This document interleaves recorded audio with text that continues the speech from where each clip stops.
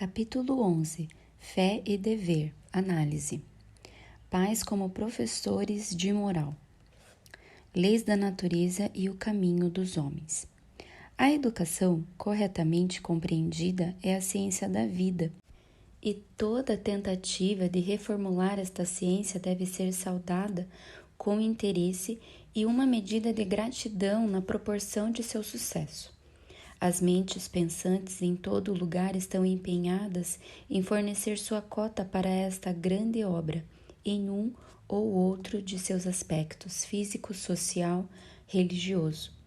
Vemos de imediato a importância de toda tentativa de resolver problemas científicos e sociais ou problemas de fé, ajudando-nos a compreender essas leis da natureza e o caminho dos homens, o amor e a atitude zelosa da vontade, os quais Sr.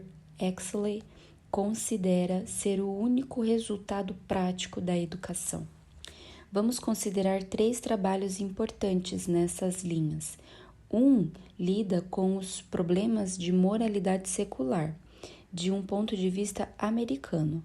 O segundo, com todo o problema da educação nacional do ponto de vista francês, é científico. O terceiro não é uma obra professante educacional, lida com o caminho dos homens, mas com o caminho dos homens à medida que ele se relaciona com os caminhos e a vontade de Deus. Isto é, ele lida com as fontes profundas das quais surgem as questões da vida, como o verdadeiro educador trabalha de dentro para fora, ele provavelmente encontrará muita ajuda em uma obra cuja abordagem à vida seja do ponto de vista da fé. A instrução moral das crianças. O Sr. Felix Adler, em The Moral Instructions of Children, a instrução moral das crianças, desenvolve uma tarefa nada fácil ao se empenhar para resolver o problema da instrução moral não sectária. Ele traz qualificações incomuns ao trabalho, uma perspectiva ampla, treinamento filosófico e aquele amor católico pela literatura e conhecimento de livros que é essencial para o professor de moral. O trabalho que temos diante de nós deve encontrar um lugar nas estantes de livros dos pais instruídos, talvez não para ser engolido inteiro como um guia completo, mas para ser estudado com atenção cuidadosa e uma certa liberdade de escolha sobre qual conselho de perfeição é digno de ser posto em prática, e que outro conselho pode ser rejeitado por não se adequar ao esquema de pensamento educacional que o pai já criou para si mesmo. O Sr. Adler é mais seriamente deficiente no início. Ele escreve para escolas americanas, nas quais a primeira condição da instrução moral é que ela deve ser não sectária. Isso ele, com ou sem razão, interpreta significar excluir todo o ensino teísta, seja qual for. Isso significa que a criança para quem ele escreve não tem sanções além das que encontra em si mesmo. Por exemplo, é tarefa do instrutor moral na escola transmitir aos seus alunos o tema da moralidade, mas não lidar com as sanções disso. Ele diz ao aluno: não mentirás. Ele pressupõe que o aluno sente a força desse mandamento e reconhece que deve obedecê-lo. De minha parte, devo suspeitar de subterfúgio e intenção desonesta de qualquer menino ou menina que me pergunte: por que não devo mentir? Devo apresentar a tal criança o dever em toda a sua grandiosa majestade. O direito de raciocinar sobre esses assuntos não pode ser concedido até que a mente tenha atingido uma certa maturidade. Não há nenhum sentido infalível de dever. De onde o dever tira sua grandiosa majestade? O fato de haver no ser humano um senso infalível de dever é um erro prolífero de grande mal. É uma ideia comum hoje que o certo é o que o indivíduo considera ser certo, ou, como é popularmente dito, Um homem faz tudo o que se pode esperar dele quando age de acordo com suas luzes. Porém, um leve conhecimento da história demonstra que toda a perseguição e maiores ultrajes da Inquisição ao Dugg são o resultado dessa mesma majestade do dever. Quando faz sua voz ser ouvida dentro de um indivíduo ou de uma comunidade. Tentar tratar da moral sem lidar com as sanções da moralidade é trabalhar a partir da circunferência e não do centro. Moses, and I'm Moses.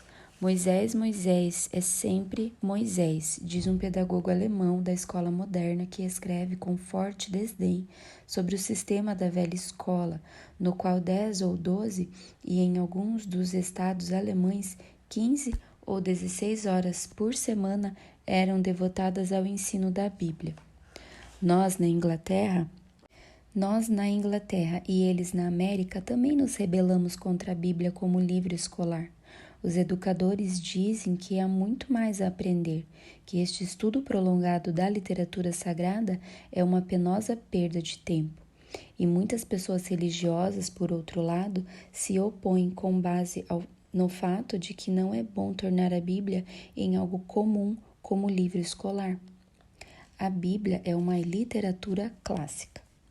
Mas é estranho que tão poucos educadores reconhecem que a Bíblia não é um único livro, mas uma literatura clássica de beleza e interesse maravilhosos, que além de suas sanções divinas e ensino religioso, de tudo o que entendemos por revelação, a Bíblia, como um mero instrumento de educação, é no mínimo tão valiosa quanto os clássicos da Grécia ou de Roma. Nela existe a poesia, cujo ritmo acalma até o cérebro cansado, deixando de sentir prazer em qualquer outro. Nela existe a história, baseada em linhas tão amplas e claras que lida com justiça tão lenta, segura e imparcial às nações. Tais histórias de pecados nacionais e arrependimentos nacionais que o aluno percebe, como em nenhuma outra história, a solidariedade da raça, a irmandade e, se assim podemos chamar, a individualidade das nações. Nela existe a filosofia que, de todas as filosofias que foram propostas, é a única adequada à interpretação da vida humana. Não mencionamos uma palavra aqui daquilo que é o propósito de existir da Bíblia, seu ensino de religião, sua revelação de Deus ao homem, mas para insistir apenas em mais um ponto, todas as literaturas do mundo juntas falham miseravelmente em nos dar um sistema de ética, em preceito e exemplo, motivo e sanção, completo como aquele para o qual nascemos, como nossa herança comum na Bíblia. A Bíblia é um tabu na educação. Por 1700 anos, grosso modo, a Bíblia tem sido o livro escolar da Europa moderna.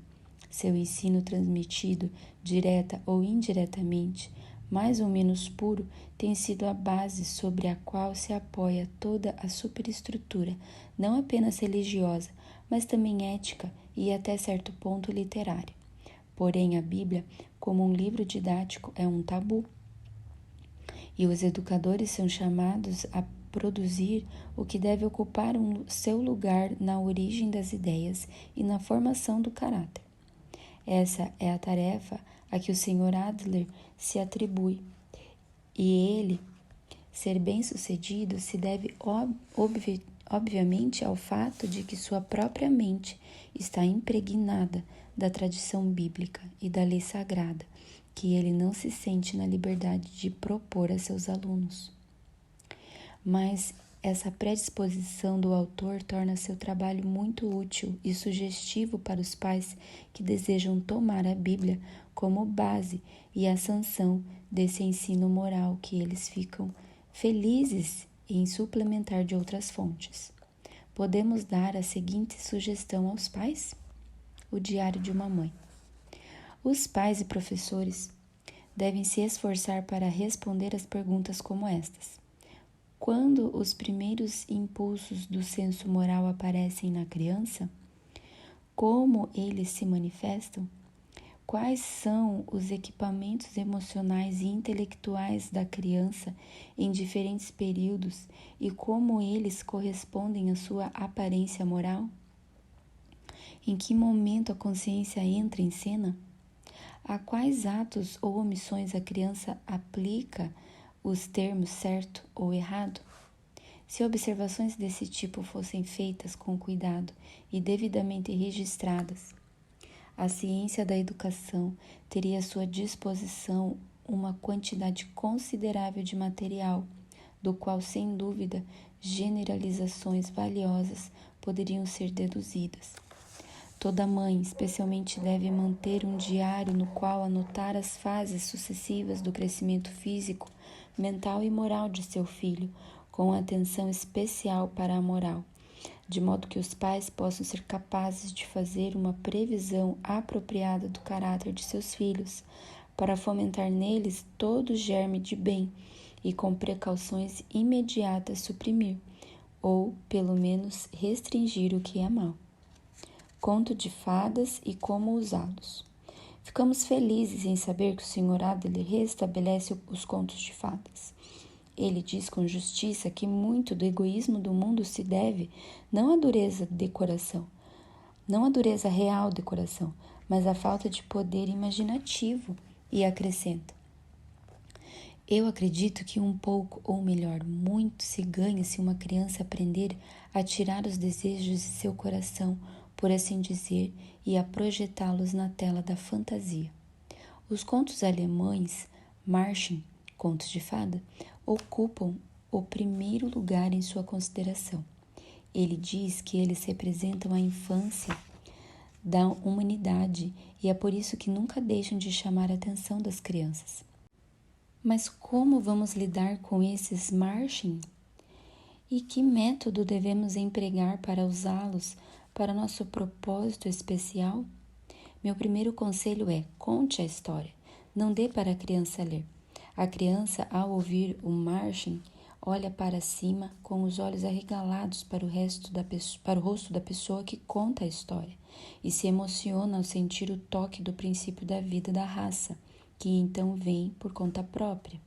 Ou seja, nosso autor sente, e com razão, que as tradições devem ser transmitidas oralmente. Isso é digno de nota. Seu segundo conselho é igualmente importante. Não tire, diz ele, a cereja moral do bolo de conto de fadas, mas deixe a criança apreciá-lo como um todo. Trate o elemento moral como um incidente, enfatize-o mais incidentalmente. Colha-o como uma flor à beira do caminho. O terceiro conselho do Sr. Felix Adler é eliminar das histórias tudo o que é meramente supersticioso, apenas uma relíquia do animanismo antigo, e novamente tudo o que é questionável em questões morais. Nesse sentido, ele discute a questão incômoda de até que ponto devemos informar as crianças sobre a existência do mal no mundo. Minha opinião, diz ele, é que devemos falar aos ouvidos das crianças apenas daquelas formas menores de mal, físicas ou morais, com as quais ela já está familiarizada. Com base nisso, ele excluiria todas as histórias de madrastas cruéis, as histórias não naturais de pai e assim por diante, embora provavelmente a maioria de nós abriria uma exceção a favor de Cinderela e sua encantadora tradução alemã. Estou inclinada a pensar também que os contos de fadas sofrem em vigor e charme quando são preparados para as crianças, e que Wordsworth está certo ao considerar que o próprio conhecimento do mal transmitido nos contos de fada sob um certo glamour é útil para salvar crianças de choques dolorosos e prejudiciais na vida real. Fábulas. As fábulas, segundo nosso autor, devem constituir a base da instrução moral no segundo estágio, provavelmente quando as crianças saem do berçário. Todos nós crescemos com as fábulas de Esopo e o cachorrinho na manjedoura, Rei Log, o sapo e a cegonha. Perpassaram para a forma atual de nosso pensamento. Mas é interessante lembrar que as chamadas fábulas de Esopo são infinitamente mais antigas do que o famoso contador de histórias grego e são, em sua maioria, de origem asiática. Somos lembrados de que é importante manter esta origem da fábula diante de nós e exercer o discernimento em nossa escolha daquelas que usamos para transmitir ideias morais a nossos filhos. Fábulas como o carvalho e o junco, o pote de bronze e o pote de barro, a pipa e o lobo, o Sr. Adler rejeitaria, por exalarem subserviência oriental e medo. Mas, possivelmente, pela própria razão de que a espinha dorsal britânica está pouco disposta a se curvar diante do homem ou das circunstâncias, as lições de vida tiradas por pessoas de outros hábitos e outros pensamentos podem ser especialmente úteis para a criança inglesa. De qualquer forma, perderíamos algumas das fábulas mais charmosas se contarmos todos os sabores da sabedoria do Oriente. As fábulas que o Sr. Felix Adler especialmente recomenda são aquelas que sustentam a virtude para o nosso louvor ou o mal para nossa censura, como a covardia da fábula do veado e o pequeno cervo, vaidade em o pavão e a garça, ganância em o cão e a sombra. Na terceira parte do nosso curso primário, ele diz, usaremos histórias relacionadas da literatura clássica dos hebreus e mais tarde da Grécia, particularmente a Odisseia e Ilíada. Histórias bíblicas. Aqui começamos a ter problemas com o nosso autor. Não devemos apresentar as histórias da Bíblia como tendo apenas a mesma sanção moral que os mitos da Grécia Antiga. Nem devemos adiar sua apresentação até que a criança tenha passado por um curso moral de contos de fada e um curso moral de fábulas.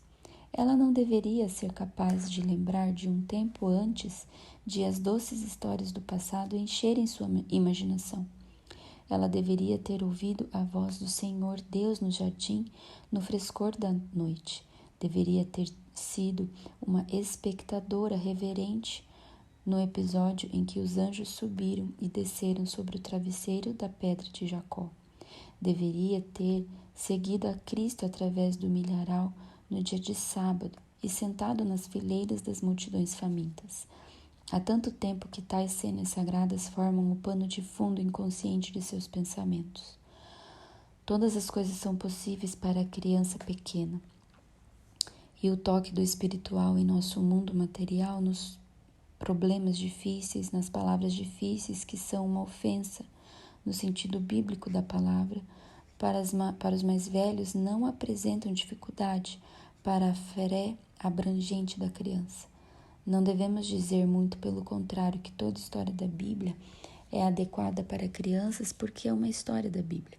Nem analisaríamos com cuidado demais, nem traçaríamos linhas rígidas e rápidas para distinguir o que deveríamos chamar de história daquela da qual pode ser dito. Sem uma parábola, ele não lhes falou. A criança não é uma estudante de exegese. O ensino moral, as revelações espirituais, as adoráveis imagens da Bíblia são as coisas com as quais ela se preocupa, e essas nunca são demais para ela. Como diz o Sr. Adler, a narrativa da Bíblia está saturada com o espírito moral. As questões morais estão em toda parte em primeiro plano. Dever, culpa, a sua punição, o conflito de consciência com inclinação são os temas principais. O povo hebreu parece ter sido dotado do que pode ser chamado de gênio moral, e eles enfatizam especialmente os deveres filiais e fraternos. Agora são exatamente esses deveres que precisam ser impressos nas crianças. Vejamos como nosso autor usaria as narrativas da Bíblia. Temos apenas espaço para uma frase fragmentada aqui e ali. Era uma vez 2 filhos, Adão e Eva. Adão era um rapaz bom e de aparência nobre. era tão quente e agradável que as crianças nunca precisavam entrar em casa. E a cobra continuou sussurrando: basta dar uma mordida nele, ninguém vai ver. Você, Adão, deve aprender a trabalhar, e você, Eva, ser paciente e abnegada pelos outros, etc.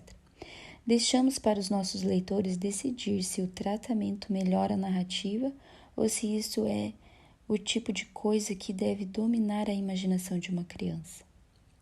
A cadência da fraseologia bíblica que encanta uma criança.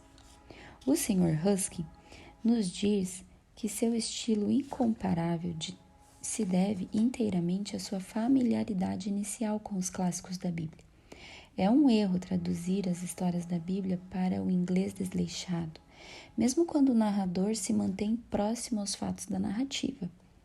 O ritmo e a cadência da fraseologia bíblica são tão encantadores para uma criança quanto para os mais velhos, se não mais. Leia sua história da Bíblia para a criança pouco a pouco.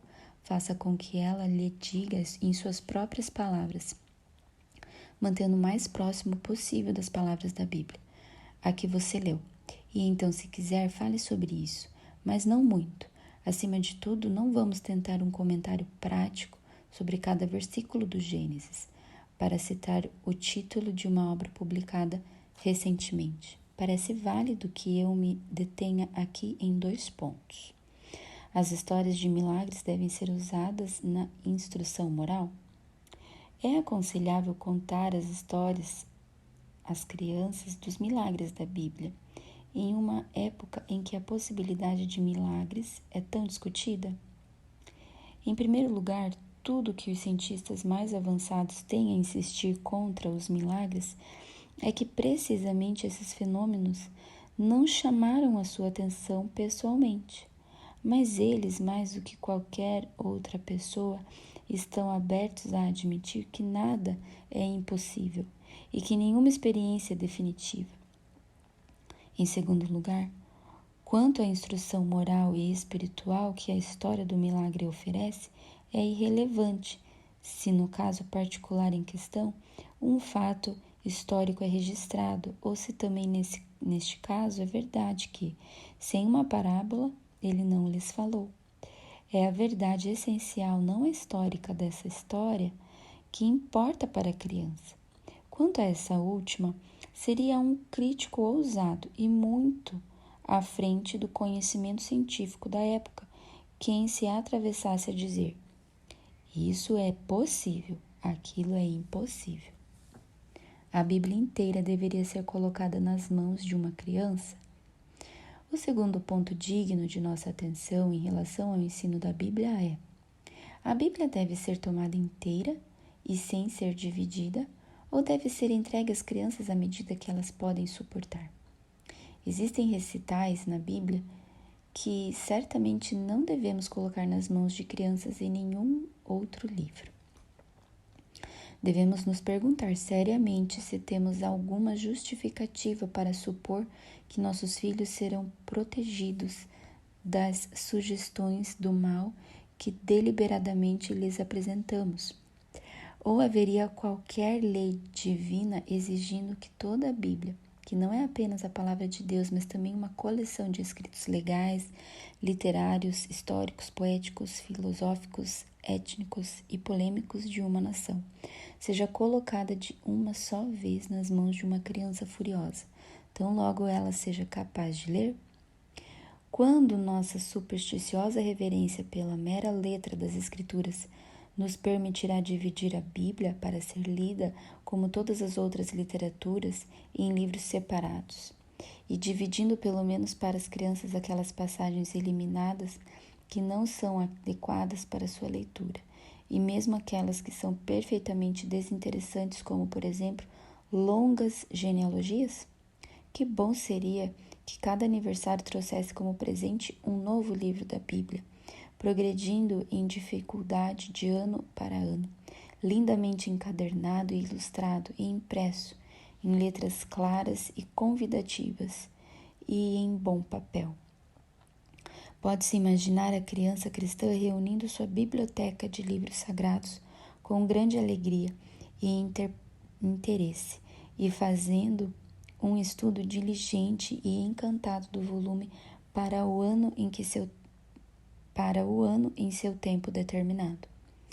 A próxima melhor coisa talvez seja ler pouco a pouco, do Antigo Testamento pelo menos, para as crianças de maneira mais bela possível, exigindo que contem a história depois de ouvir, o mais próximo possível das palavras da Bíblia. Regras morais do Pentateuco. Mas voltando ao Sr. Adler, aqui está uma sugestão valiosa. As crianças devem ser ensinadas a observar as imagens morais antes de qualquer tentativa de deduzir princípios morais. Mas certas regras simples devem ser ensinadas aos muito jovens. Devem de fato ser dadas a eles para orientação.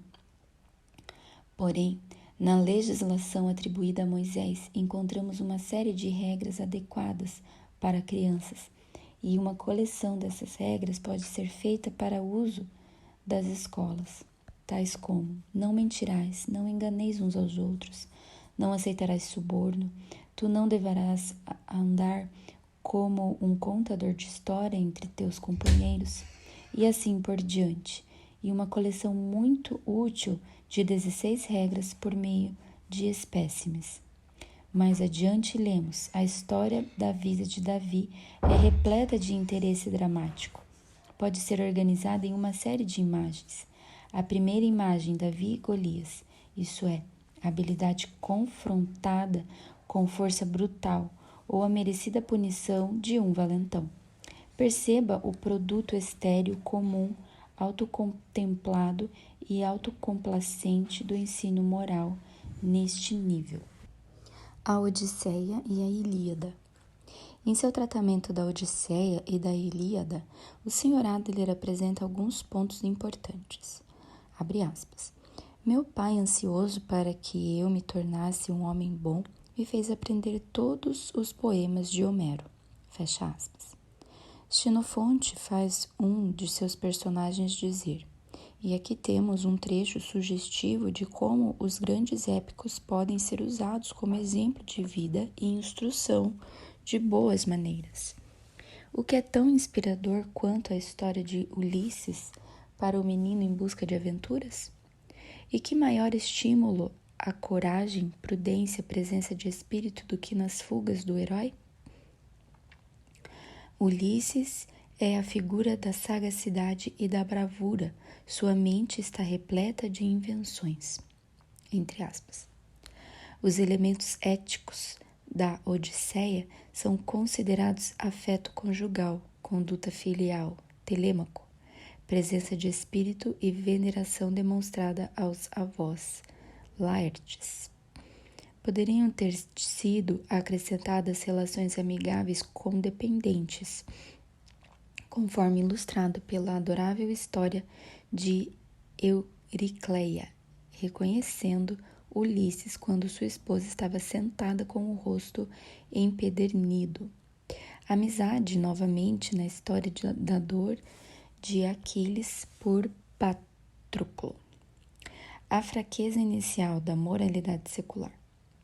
O Sr. Adler trata as histórias homéricas com mais graça e simpatia e com menos violação implacável do que as histórias da Bíblia.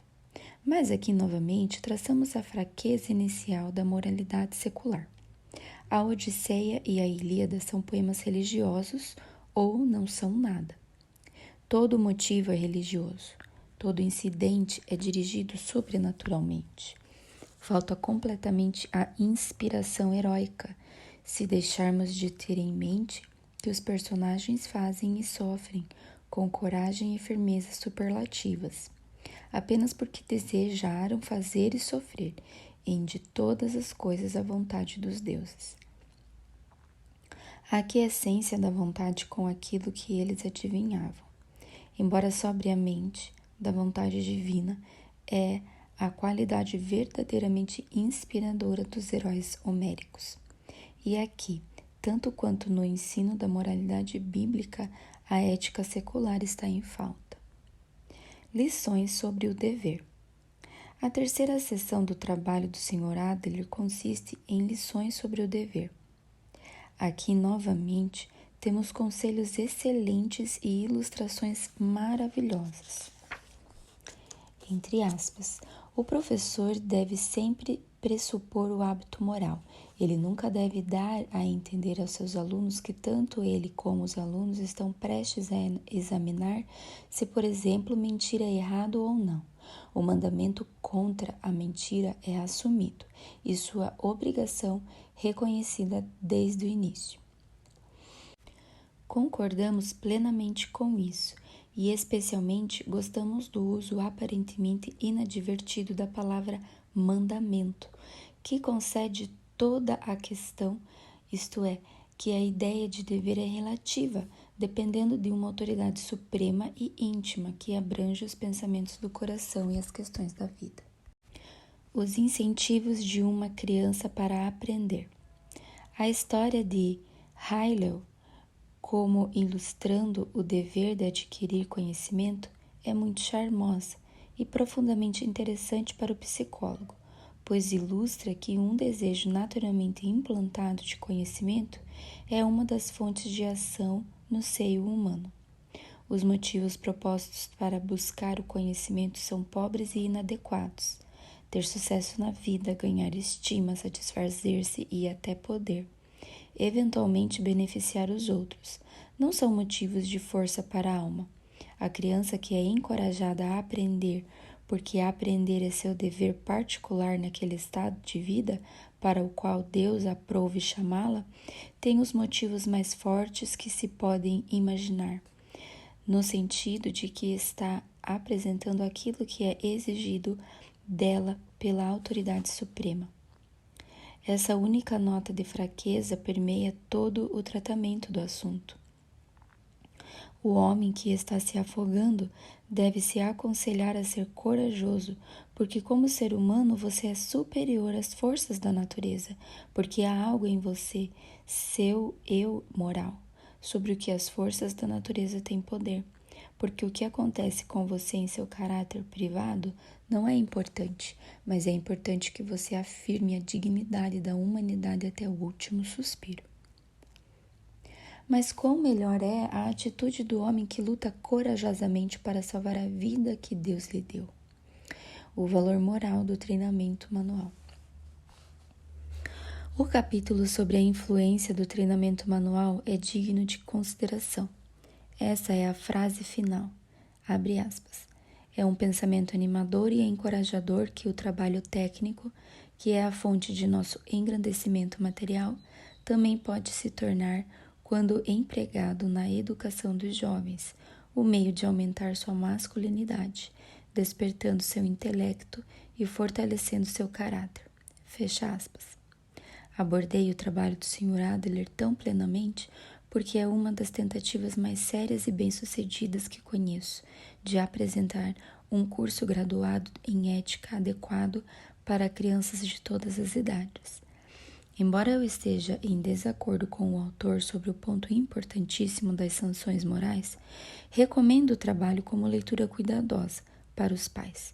Um pai cristão certamente apresentará o pensamento da lei em conexão com um legislador e complementará as milhares de sugestões valiosas que encontrará ali com sua própria firme convicção de que o seu dever é do Senhor Deus.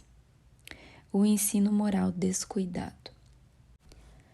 Mas mesmo a criança cristã sofre com o que pode ser chamado de ensino moral descuidado.